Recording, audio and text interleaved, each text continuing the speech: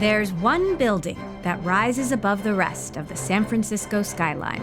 It's home to a software giant whose story begins somewhere more tropical. I heard something. Did you really come up with the idea for Salesforce while you were swimming with dolphins in Hawaii? I did. I do a great dolphin imitation. Did you know that? Can you? Oh my God. How do they respond? The dolphins? This is Marc Benioff, CEO and founder of Salesforce, the world's #1 customer relationship management, or CRM, software provider. They sell cloud-based business tools for sales, marketing, e-commerce, all that good stuff. It might sound niche, but their clients include the likes of Apple, Boeing, Amazon, and more than 150,000 companies. Benioff has been called a master networker, a force of nature, Mr. Disruptor, and the Fresh Prince of software. Let's just say subtlety isn't really his thing. He spent more than $20 million to license Einstein's likeness for the face of Salesforce AI. Pointing to the future. And if you're wondering why they have so many cuddly mascots, they're really leaning into this. It's all part of the strategy to make tech and AI seem friendly, accessible, and fun. Are we having fun yet? Is it supposed to be a flying squirrel? What is this? Today, Benioff is all in on the AI boom with a new product, AI Agents, a digital workforce to autonomously complete tasks. This is what AI was meant to be. These are agents who are making you more productive, or reducing your cost, making things easier. He isn't the only one betting big on agentic AI, but true to form, he's all in. It's like walking with a rock star. Yeah, I'm like the Taylor Swift of tech. Don't worry, we'll give him a chance to explain that one. Okay. And pose for some photos. Hello. Yeah. Here we are back in the Ohana room. Welcome back. Thank you, Ohana. We're so happy to have you. How do you know what Ohana means? I was born in Hawaii, born and raised. And you love Hawaii. I love Hawaii too. But next time if we do this, I want Mai Tais on the Big Island. Let's do it. Deal? Come over. I've interviewed you many times. Does Steve ever ask you for advice? No, I don't think I have a lot of advice for Steve For Jobs. more on that dispute and Marc Benioff's But our version. vision of the future is different. What are you really trying to achieve here? But I want to go back a bit to young Marc growing up in San Francisco. Yes, young Marc. So your parents ran department stores. Your first job was cleaning jewelry cases. Benioff's department store. Benioff's department Yeah. stores. Who was Marc Benioff before Marc Benioff? Tell me about the young Do you. I even exist? Is this an existential thing? Should I bring in some spiritual guru? Maybe. I don't know. Yeah, but seriously, tell me about you as a kid. I was born right there. My grandfather was a supervisor and worked right there in City Hall. And he also was an attorney at 690 Market Street right there. And we used to walk right back and forth there. And he was doing civic leadership. And my father, was a retailer. I was just 15 years old. I was cleaning jewelry cases. And I walked across the street to a Radio Shack store, which doesn't really exist anymore. And I found a computer. And in that computer, I became fascinated. And I taught myself how to program. I sold my first piece of software when I was about 15 called How to Juggle. And that was that. The rest is history. Which is a bit of an understatement. At its core, this is a story all about software. A self-taught teenage programmer turned visionary tech billionaire. And believe it or not, it all starts with a customer service job. In 1986, you could find Benioff answering customer calls at a not-so-little future competitor called Oracle. Under the wing of longtime CEO Larry Ellison, Benioff's knack for sales took him straight to the top. At age 26, he became the youngest vice president in company history. Then, in 1999, at the height of the dot-com boom, Benioff struck out on his own, founding Salesforce, and the software as a service, or SaaS industry, was born. Not everyone saw the potential. Nonetheless, Benioff's vision, and the first of many over-the-top marketing campaigns, paid off. Within 5 years, Salesforce went public, and within a decade, both Benioff and his company were counting cash by the billion. He's been no stranger to top billing ever since. I caught up with Bloomberg Businessweek editor Brad Stone to get his expert take on what makes Benioff a cover man. So you've been covering tech for decades. You've covered Benioff for decades. Let's go back to 1999. What made Salesforce such a game changer? I mean, we have to go back to how software was sold back then. They were licenses, they were slow to install at companies. You had these very powerful IT departments that were in charge of managing the installations. Upgrades took forever. Salesforce was ahead of the game in selling software over the internet as a service, hosting it in their own data centers. And not only was that an entirely new model for selling software, it moved the center of gravity, the power center in companies from these IT departments to business planners and executives. You founded the company now 25 years ago, so you've seen the rise of mobile and social and the cloud and now AI. How has the CEO job changed for you? Well, the CEO job is really changing fast, because it used to be I felt very alone at the top. But now, like, I just finished writing the business plan for this year, and I always do that with someone else. Like, I take one of our executives, and for the last 3 years, I've also have found a new partner in AI. So I have an AI partner, I have a human partner, and it's the three of us who are writing the plan together. So it's a little less lonely at the top with AI. Today, in the wake of the ChatGPT craze, companies, including Salesforce, are turning to AI as a survival strategy. Not just the kind of AI that can generate recipes or cartoonify your family pictures, but the kind that can do your work for you. In Benioff's case, the vision is a platform called Agentforce. It's these agents, these digital laborers, digital employees who are out there doing this work, servicing the customer, selling the customer, marketing to the customer, partnering with me to do the analytics, the marketing, the branding. So that's, exciting. You've said you'll have 1 billion agents on Salesforce before the end of the year. Yes. Are you on track? What are they doing? I mean, Will they be doing? we're remarkably on track because we now have about 5,000 customers deploying this. And it's amazing how many agents we see getting spawned. And I mean, by far, it's the fastest growing, most exciting thing we've ever done. Classic Benioff salesmanship. Marc Benioff is a larger-than-life figure in San Francisco, in the technology industry. I mean, literally, he cuts an opposing figure, right. 6.5 feet tall. He runs one of the most important technology companies in San Francisco.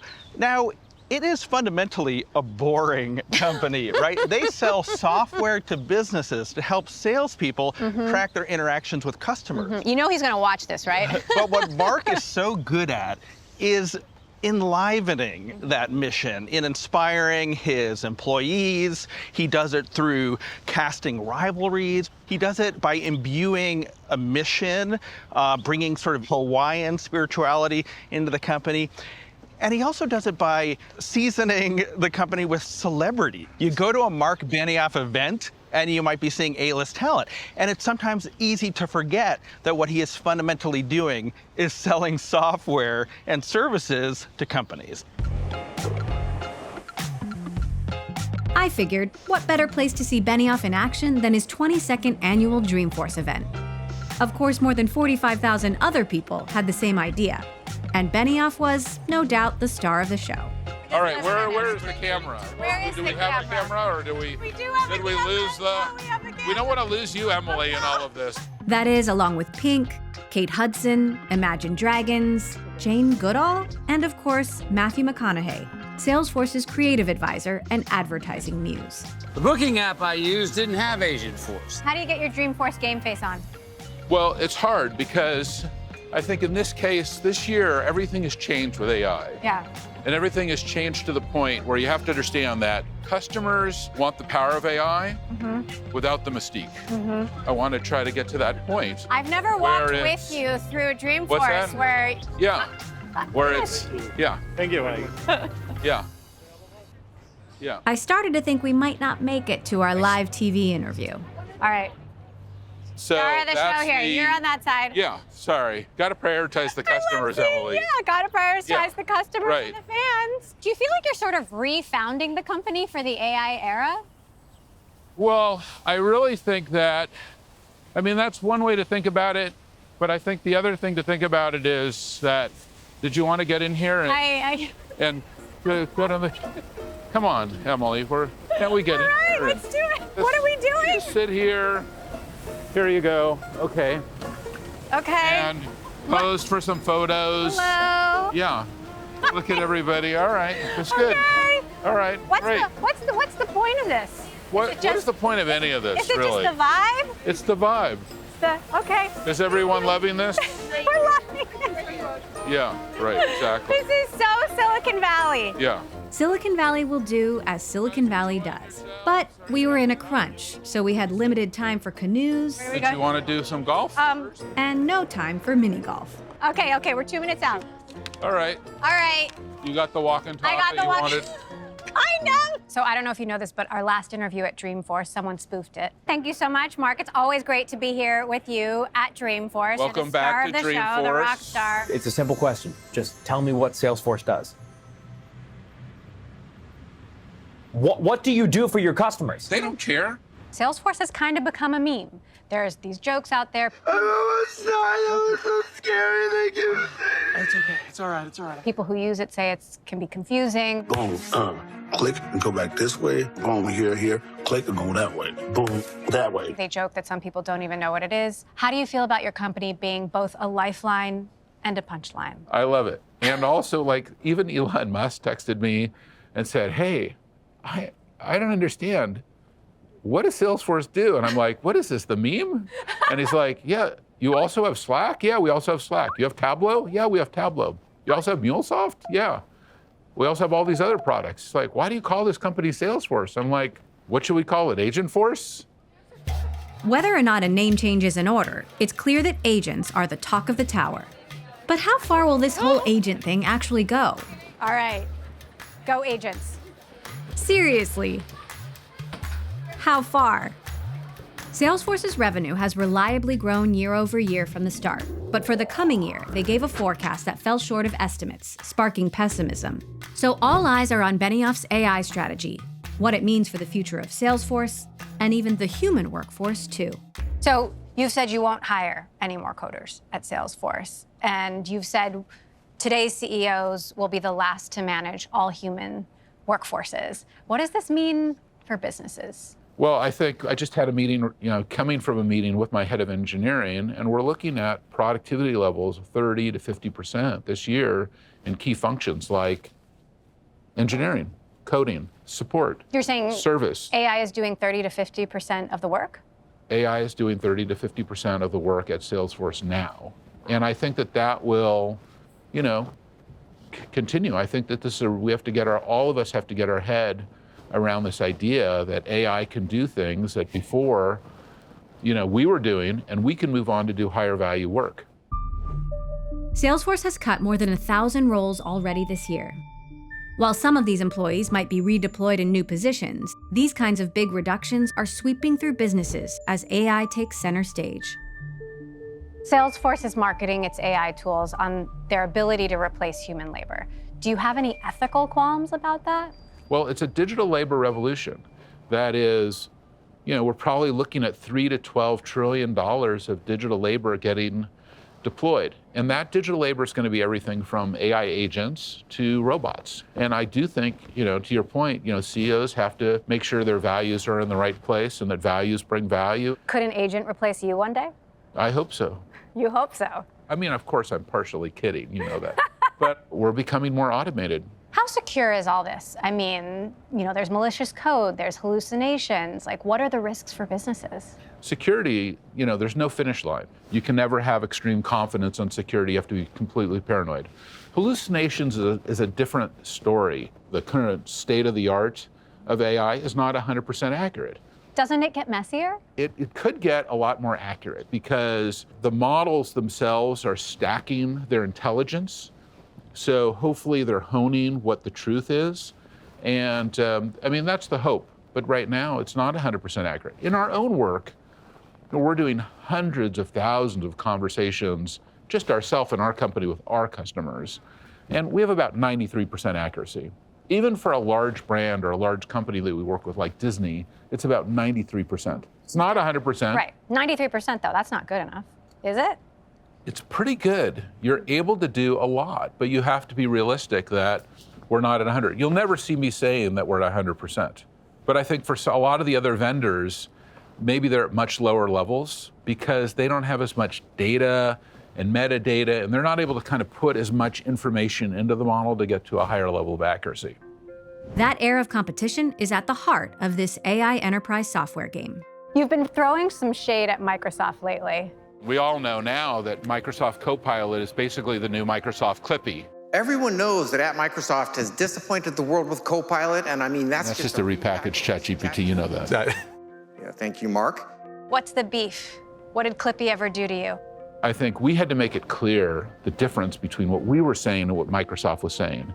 And what Microsoft was saying was, hey, this is a Copilot revolution. We're all going to have this Copilot. It's about the Copilot. And then customers were not connecting with that. And then we said, no, look at this. This is the Agentforce vision. This is what AI was meant to be, that these are agents who are making you more productive or reducing your cost, making things easier. Microsoft did try to buy you back in the day. Does that have anything to do with it? Well, I don't think we're going to go into that. What is it between Salesforce and Microsoft? Well, I mean, they're fundamentally competitors, right? I mean, Microsoft has a suite of CRM tools, Dynamics 365, that competes with the Salesforce suite. They compete in the cloud, Azure from Microsoft competing against Salesforce's platform. You've got a Slack, which Salesforce bought, competing against Microsoft Teams and Microsoft's reputation for bundling software together. But look, beyond, I think, the basics of the competition in the marketplace, Mark is always someone who has known the motivating power of a rivalry. And he learned that from Larry Ellison, one of his first rivals. And so I think it's something that he really loves to talk about. This is a market that's probably big enough for all players, but for Mark, being able to target the kind of evil empire, I think is valuable. Google and Meta were on trial for being monopolies. Is big tech too big? Should it be broken up? It probably has been too big, and it probably should be broken up, especially when you get to AI. You're looking at the amass of even more power. So these companies, they make their own models, they control entire industries, and for companies that control or have monopolistic aspects of their business, it has to be looked at. And I think that that is a key part of the government's role when it comes to competition, and that's definitely one of the guardrails of capitalism. Throughout your career, you've been an advocate for social justice. You've stood up for your employees in various states through political shifts. But more recently, you've stepped back from some of the diversity and equality initiatives within Salesforce. You've been criticized for cheerleading for the new administration. How do you navigate the intersection of politics and running a global company? Yeah, it's two different things. And I think one thing is equality is a core value at Salesforce. And as someone who grew up in San Francisco, that's in my heart. I guess my heart has rainbow colors. And in terms of making adjustments at Salesforce, I think that, when we can look at it in the reflection of the current administration, what's going on even in the world, there were certain things that we were doing that just were too extreme. And so it gave us an opportunity to look at, hey, how do we slightly adjust what's going on while maintaining our core values? It's a funny thing. I own Time Magazine. You just interviewed President Trump. We have a 100-year history that the president who's elected that year becomes Person of the Year. Well, if we put him on the cover and if we make him Person of the Year, even though there's a 100-year history at time, we're all of a sudden siding with the administration. What I really want Time Magazine to be is right down in the middle and to reflect both sides. And I think it's great that he's on the cover. And by the way, lots of people are on the cover, and that's the idea. This is obviously a cover that, there have been people revered and despised who have had that quote-unquote honor. Benioff got criticized for cheerleading President Trump in that moment. Is that fair? I think this is a moment to be very clear about who Marc Benioff is, okay? The things that he talks about, I think these are heartfelt, but they're also tactics. I mean, he's a businessman. Salesforce has a lot of business with the federal government. This is not a president you want to be on the enemy's list. So I think it was very transactional and very much in keeping with who Marc Benioff is and the intelligence that he brings to operating in the real world. You've had a couple of co-CEOs who people thought would replace you. It didn't happen. Maybe you thought they would replace you. Why has it been so hard to pass the torch? It's a good question. I mean, maybe you have a good analysis. I thought I've been on a succession plan several times, where there was a successor in place. I feel like I always want to have a successor in place. I have one now. I had one before. Who is it I've now? had several before. I don't think I should talk about it anymore as one of the things I've learned, because all of a sudden it like changes. Maybe through nothing I'm doing, or maybe it is something that I'm doing, but you can tell me privately what you think what I should be Well, doing. so is it them or you? Why are you sticking around? Listen, number one, I've never been happier or more excited about Salesforce. You know, I just finished my management meeting and then came right here, and it went by like a snap, you know, because I just am so excited. It's like that first minute that I walked into Radio Shack and saw that computer. You know, of course, you know how life is. There's ebbs and flows, but right now I'm like, wow, this is great. And it's amazing what's happening. I mean, I've never really seen anything. I'm sure you see it yourself everywhere you go. Oh yeah, it's an exciting time. It's an exciting time. It's an incredible moment in our industry. You are one of the biggest philanthropic givers in Hawaii Yep. and San Francisco. Sure. And I know you've talked for Yeah. many years about how more tech leaders need to do that. What Yeah. should they be taking away from the book of Benioff? One thing that's really powerful is we put 1% of our equity, 1% of our profit, 1% of all of our employees' time into a foundation 25 years ago. It was very easy because we had no equity, no profit, no time. But we've been able to give away $1 billion, run 100,000 companies for free on our service, done 10 million hours of volunteerism, and that's exciting. And that is what, you know, an example that we can give back, and that Yeah. business can be the greatest platform for change. But how do you get And other that's- people to do it? Well, more than 20,000 companies, I think, now have copied the 111 model to become one of the largest companies in the world and to show that you can do well and do good. This is our core value. And just coming up with another tech company and another product, I was never interested in that. Yeah. That isn't what I want to do. Look at this. This is gorgeous, isn't this? I mean, you can go all over the world, as we both have. You don't have anything quite like this. It's just extraordinary. You have the top startup in the world right here, OpenAI. You have one of the top hospitals and medical centers here. You've got so many great things happening in the city. It's just a great city. Well, so what do you think about the narrative that San Francisco is in decline? I think it's a false narrative. And I think that if you just come out here and walk around, or if we just want to talk about business, where are we starting with? We're starting with AI. And where is AI being built?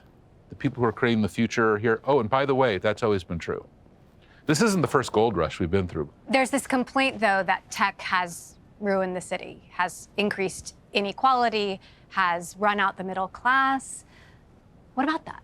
Well, I think it's been true since, like, I remember my grandfather saying that to me in the 50s and 60s and 70s. It was always about, hey, it's this company, this industry. It was banking, or it was Levi Strauss, or it was this, the Gap, or whatever it was. But the reality is that this is a huge industry, and every city in the world is envious of what we have happening here. They all want that capability.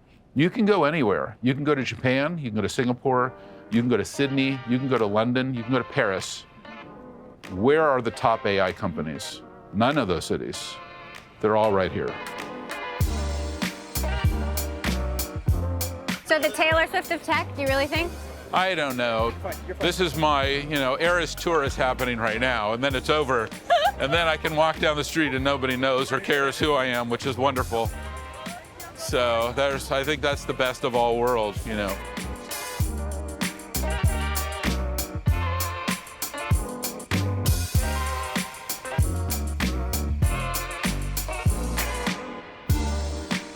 How do you stay so ambitious and so zen at the same time? Do you meditate? Every single morning. Every morning. What's the routine? You got to come back to your breath, Emily. Okay. Yeah, you have to bring everything down and just don't worry, let it all go. I feel better. Do you guys feel better? I feel good. Thank you.